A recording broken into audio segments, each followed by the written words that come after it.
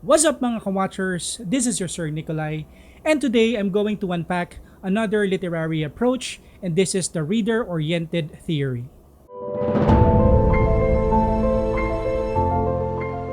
So let's have a thought experiment. So let's say you and three of your friends, you traveled back in time during the 80s, and para siyang Stranger Things, okay? One day, at the mall, you and your friends, you meet someone, a very beautiful girl, and she's the most popular girl in town since she is the daughter of a billionaire. And she invited the four of you to a birthday party, a costume party. So sabi niya, if you want to be included in the list, you have to have your own costumes. So kinakailangan nilang mag-prepare. So, your costume, ikaw ay naging carpenter. Tapos meron kang daladalang ladder. Your second friend is a spy na meron siyang hawak na spy lens, mala Sherlock Holmes. The third one is a soldier with binoculars. And the fourth one is a scientist na merong daladalang microscope. Right? So carpenter, spy, scientist, or soldier, and the last one is a scientist. So upon arrival, the four of you noticed that the house is completely covered by aluminum. So one of your friends decided to go at the back of the house to check if there's a back door. Unfortunately, wala ding back door. Tapos ikaw, you noticed that there's an open window at the second floor. So ang ginawa mo ngayon, you use your ladder para i-check yung second floor. And then umakyat ka ngayon, and then you check the room. And then ang nakita mo sa room, red tiles, there's a lion, there's a sleeping lion, and also a 6-foot cassowary staring at you. Okay? Like a raptor in Jurassic Park. And then since you're surprised and nagulat ka kasi punong-puno ng wild animals yung room doon sa second floor, you scream for your friends and ask them to check para makita din nila yung animals doon sa second floor. Unfortunately, yung tatlo mong kaibigan decided to magkaroon sila ng kanilang way to check the inside of the room. One of your friends poked a hole doon sa aluminum. Alright, and ginamit niya yung kanyang binoculars, the soldier. Unfortunately, ang nakita lang niya is a wallpaper, a Victorian wallpaper. Alright, and then the next one, yung scientist, nagpoke din siya ng hole doon sa aluminum, and he used his microscope. Unfortunately, ang nakita lang niya doon ay yung subatomic particles of the aluminum.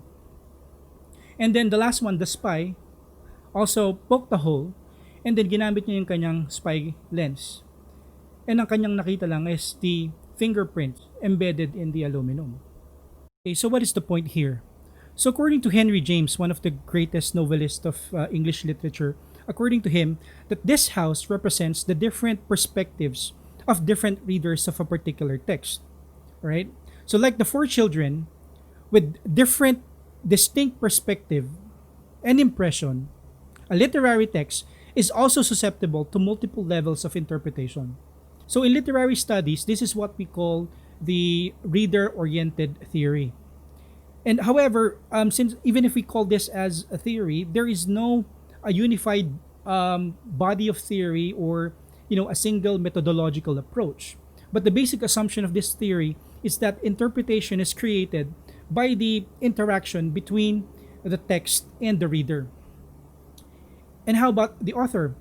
So the intention of the author is also being analyzed here in reader-oriented theory, right? For example, love letters. Of course, you have to check the intention of the writer, right? So doon natin malalaman whether that particular love letter is an expression of the love of the author or truthful speech, or baka mamaya joke lang yun. So it's very important to also analyze and extract the intention of the author. Right? So if we're going to have an equation for reader response theory, so it would be text plus the reader equals meaning, or text plus the reader plus the intention of the author equals the meaning. All right? So this theory is also very difficult, right? Because you have to investigate a lot of things. So for example, you have to analyze the reader, the worldview of the reader, and also his knowledge of the world, and also his knowledge of words, of course. And you also have to investigate and check the linguistic elements of that particular text that you're analyzing. All right. So this is very difficult and impressionistic in nature. So since this is impressionistic, marami din tayong mga criticisms and misconception about this theory. And for mga formalist, sila yung mga kauna-unang nag-a-attack sa reader response theory because sinasabi nila na this can be used as an alibi for an unacceptable critique or a mediocre kind of work.